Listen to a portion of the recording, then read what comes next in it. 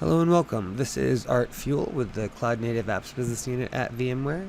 And today I'm continuing on with the very last step in our PKS the Hard Way video series.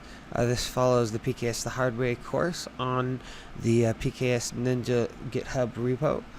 And so we've already recorded videos for all of these initial installation steps, and we start out with an environment with a standard vSphere, basic vSphere lab prepped for us, and then we continue with an SXT manual installation on through PKS and Harbor installation, and now we're finally at the deploy first clusters, Kubernetes cluster step.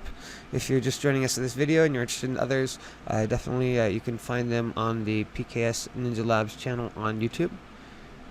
And so let's go ahead and jump on into the lab. Again, to find it, come to github.com/cnatech/PKS-Ninja. Make sure you switch from the master to the PKS 1.4 branch.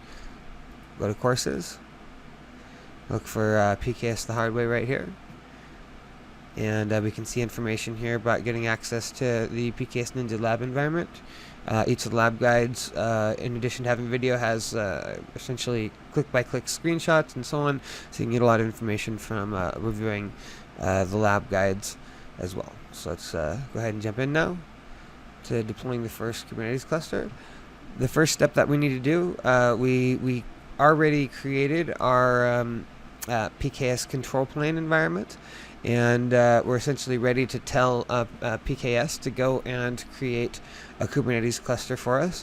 But first we have to set up a user account, so we have the permission to be able to do that. So I'm going to start following the lab guide, but I'm going to go ahead and pull this lab guide to a different window so we can, and I will we'll go ahead and go through this here in my RDP session in my lab. Okay, first thing we're going to do, log into Ops Manager, and let's see, we're going to go to the Enterprise PKS tile, and we're going to go to the Credentials tab, and look for our, let's see, PKS UAA Management Admin Client. Go ahead and click Link to Credential, and I'll go ahead and copy the secret value here in between the quotation marks. Okay, and now we're going to go ahead and open up PuTTY here, and we're going to load the session here for Ubuntu at CLI VM. Log in with that VMware 1 bang password. And I'm just going to span the window size here. Now from step 1.3.1 in the lab guide, go ahead and copy and paste over. I've actually already done this, copied and paste over these commands directly to target our UAAC host, which is runs on the PKS API server. And then we'll run another command to get a token to locally authenticate us with UAAC. And then we'll execute some subsequent commands after that to go ahead and create a user account. So I'm going to go ahead and copy these commands here. Log into my Ubuntu, or go back in my Ubuntu desktop here, paste this in. See, I first command there succeeded in targeting the PKS API server, and then we can see that I successfully fetched a token here. And so we're just going to proceed on to step 1.4 in the lab guide, and let's go ahead and I'll just pull that back over here so we can see what we're going to cut and paste. Oops. Not get that all the way over. There we are. And we can see here we're going to do the command UAAC user add, and we're going to add a user named PKS admin, and with a little fictitious email address here. And the -p flag stands for password, and we're going to use our standard VMware 1 bang password for this. And then we're going to add this new user we created, who's named PKS admin, right, to the PKS clusters admin group, so they'll have the admin scope for permissions. And move this back over to the other window, and right here we're going to go ahead and right-click paste that in. Successfully added the user, and now we have successfully created our account. So now we can go ahead and log into our PKS API server, and you can type this in, or copy and paste it directly from the lab guide. We're now in step 2. And so we'll go ahead and log in here. And the password, as we saw when we created that account, is our standard VMware 1bang password. And now we've authenticated to the PKS API server. And we can go ahead and type in PKS clusters here to see that we don't have any clusters yet, but we can see that the API server responds there with nothing. And so let's check out PKS plans. We should have one plan created for us. The small plan is available. Okay. And now we can go ahead. We're on step 2.4 of the lab guide. And we're going to go ahead and copy and paste this command to go ahead and create our cluster. So we see the command is PKS create cluster. And we give it the name of the cluster that we'll have here in our inventory. And we'll also put the external host name, and you'll want to have your DNS server for your environment set up for this. In the case of this PKS-Ninja-Lab environment, this DNS entry should already be pre-configured for you. And we're going to go ahead and choose the only plan size we created. Again, back in that OpsMan in the PKS tile, you can go ahead and create additional plan sizes, and you can associate who can access what plan size and so on, and use those to manage your requests from end users for accessing Kubernetes clusters. So we'll go ahead and hit enter here. Give this a second to register. And we can see the cluster state is in progress. So we can go ahead and put a watch on this here. Oops. Make sure I'm watch PKS cluster my dash cluster. And now this is going to, every 2 seconds, it's going to keep updating this. Now, keep in mind that the lab environment we are using here is very, very highly oversubscribed. So, on standard production-grade hardware, this may take around 10 minutes to complete. In the lab environment, it may take more like 30 to 40 minutes to complete. In either case, I'm going to go ahead and pause this here while we wait for this to complete, and I'll come back and revisit it. And once this is done, that'll be that. We'll have a functional Kubernetes environment, and we can go ahead and log in with our kubectl client and start deploying applications or using kubectl commands to explore our deployed Kubernetes cluster. So stay tuned, and I'll be back once this finishes deploying. Okay, we're back, and I can see that my last action state here was succeeded for my cluster, and the instance provisioning completed for this cluster. So I should have a successful cluster deployment now. We're going to, following the lab guide for step 2.5, we're going to enter a command here to validate that we can communicate with our, we can see that this is successful. So we're already looking at this command through the watch, but we'll just enter it one more time for fun, and then we'll actually run a couple extra commands just for fun here. Now that we've got our Kubernetes cluster going, might as well play with a little bit, have a little fun, right? So now we'll go ahead and next thing we need to do, if we want to start to play with our Kubernetes cluster directly, the typical way that's done is with the kubectl or kubectl command line tool, which we have installed here on the Ubuntu CLI VM. So to get our credentials to connect with to communicate, kubectl commands communicate with the master, the Kubernetes master node API on the cluster that we're communicating with. And so to get the credentials to do that, we're going to talk to PKS, and we're going to say PKS get credentials my cluster, and this PKS command line client here sends an API call off to the PKS API server and authenticates the request, and then downloads a kubeconfig to our local Kubernetes kubectl client with the appropriate tokens that are needed to access that API server. So we'll go ahead and enter there. Now that works just great. Now, one thing to keep in mind, if you're watching this really closely, sometimes if you try to enter that command immediately after the cluster succeeded, it may take a small amount of extra time for the API to completely stabilize before you can enter that command. So if you enter that and get an error back, just give it a few minutes. Usually you won't see that at all on real production gear, but in these highly oversubscribed lab environments we're using, sometimes you will see that. So just keep that in mind. Give it a few minutes and try again if you don't get a good response here.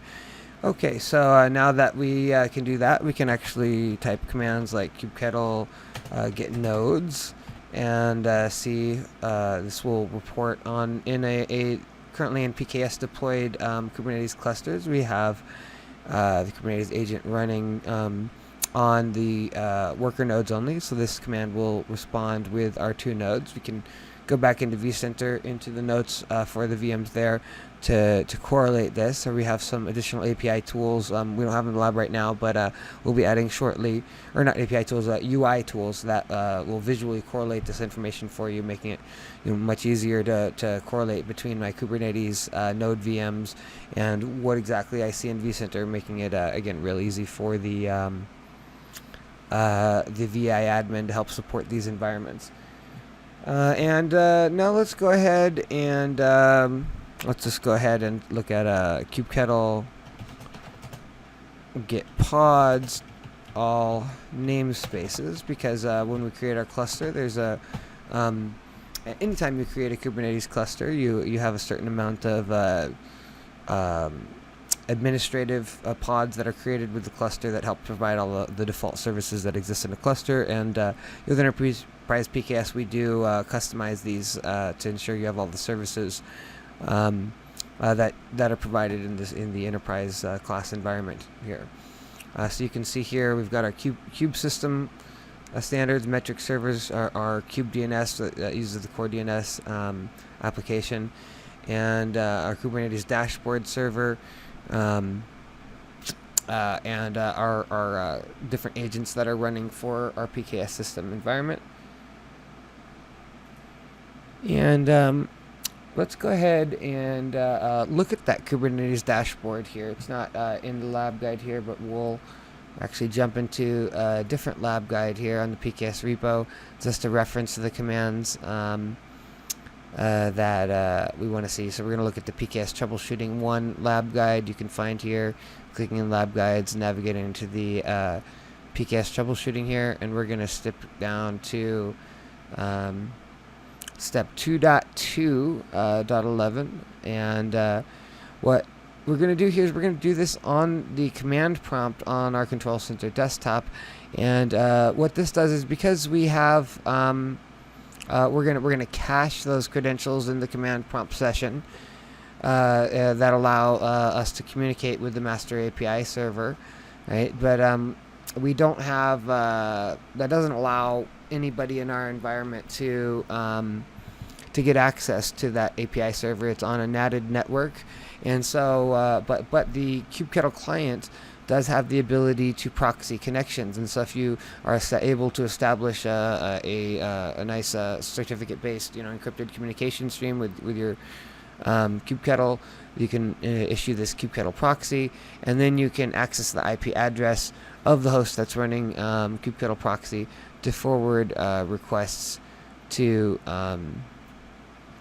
the Kubernetes API server and see that dashboard. So now we'll go back into our lab environment here, and I'm going to open up a command prompt. Go ahead and paste these commands in here.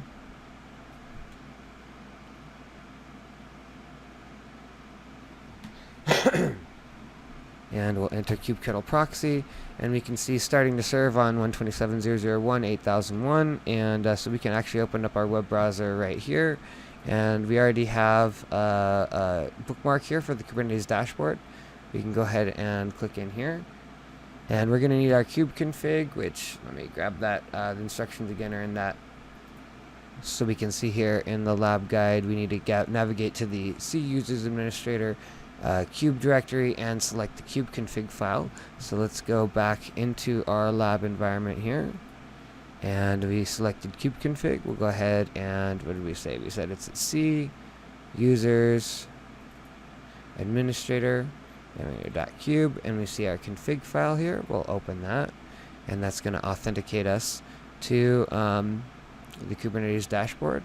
And now we can look through this. Kubernetes has a really nice dashboard. You can go through here and look at workloads, and you can look at namespaces, nodes, volumes. We're not going to drill through this, but I'm going to show you how to access that.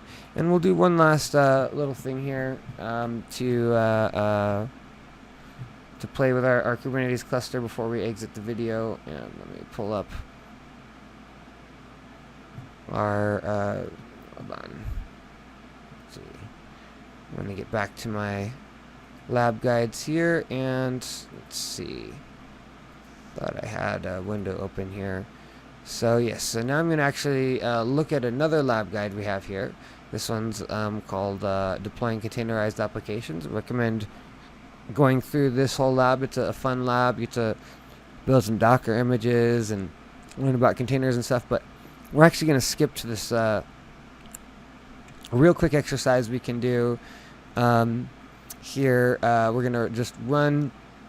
There's a way with a kubectl here. You can do a single line command that actually goes ahead and creates a Kubernetes deployment for you. So we'll enter that, review that, and then but to be able to access that Nginx server, we're going to have to create a service in Kubernetes, and we can also do that with a single command here, with this kubectl expose command. And so this is just kind of a shortcut way to get an application running and test it to make sure you can access it. So I'm going to go ahead and copy this right from this lab guide here, and we'll go ahead and jump back into our lab environment, and increase the size of this here. It's not going to be able to see much. And we'll just okay, and now we can see we've already have a valid session open with the PKS API server and with our Kubernetes cluster.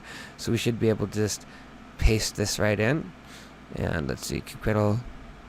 And it does say this is deprecated, so rather than using this command, it wants you in the future to use the kubectl create instead of kubectl run, right? But even though the command is deprecated, we can actually, it did actually take the command, so we can look back at our kubectl get deployments, and it's still pulling this information down. It's going to go out. Now we don't have, notice this command here is kubectl run. Oh, and actually I don't even have this image located on harbor.corp.local, so we'll have to update that command. 1 second here. And actually, so let me go ahead and we'll delete that deployment, and I'll redo it with, we're just going to actually pull that one from Docker Hub as opposed to pulling it from Harbor, because we could take the time to upload it to Harbor real quick, but it's not, we haven't uploaded anything to Harbor yet. And well, we definitely do have lab guides that cover this. If you run through this full lab guide, you can. We just want to validate this as quickly as possible, just to close this out. So I'm going to go ahead, kubectl get deployments, and we're going to go kubectl delete deployment my-nginx.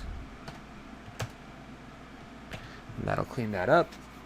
Okay, and now we can just go back to this command, and instead of saying the image is harbor